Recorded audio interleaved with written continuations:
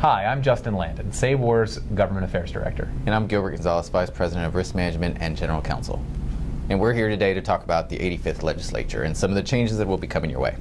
Yeah, that's right, Gilbert. As many of you know, the special session is going on in Austin right now, but there are many changes that came through at the end of the 85th legislative session before we went into this special session, and some of those are going to be coming into effect in the weeks and months ahead, and so we want to start putting them on your radar.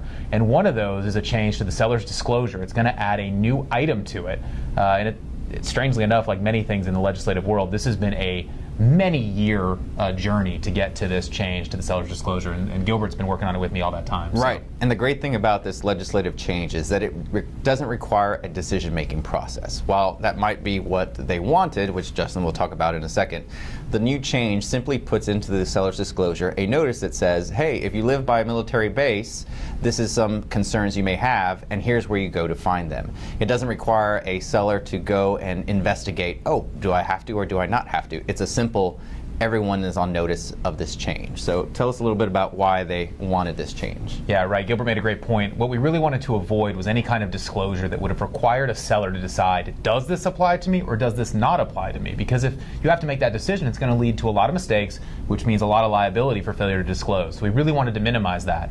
The military base is very concerned about people moving into the region and not knowing about what's going on. So there are planes flying over at Randolph Air Force Base. If somebody bought a house there and didn't know that, well, they might be pretty upset when they find out that there's low-flying aircraft making all kinds of noise. And what they worked on is to make this information more accessible to consumers as well. So that's also a great change, even though it's not a part of this. Right. And so they started to ask the cities around the base, hey, would you create a real estate disclosure required in your city? Which seemed okay, but at the end of the day, what that impacts realtors is that the city of Schertz might have a different regulation than the city of San Antonio. And from a compliance perspective, that's really, really tough. Not to mention if a realtor from Houston were to do a listing in Schertz, gosh, they'd have no idea that there was a disclosure requirement only in this community.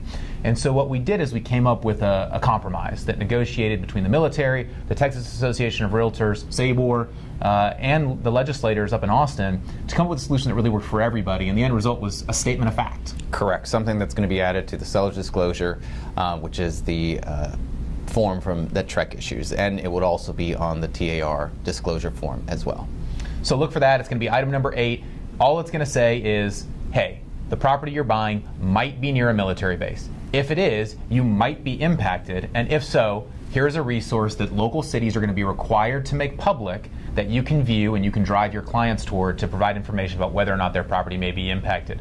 Ultimately, I don't think sellers' agents will have to be too worried about it because it's just a statement of fact, but buyers' agents really should be prepared to educate their clients about what it means. Absolutely. Good advice. Thank you very much. We'll be back in touch with other changes. That's right. There's all kinds of fun stuff going on. Annexation, tree ordinances, other disclosure requirements, TREC advertising rules, you name it. When it comes to changes to the law, right now it's Christmas time. So look to hear from us soon. Thank you.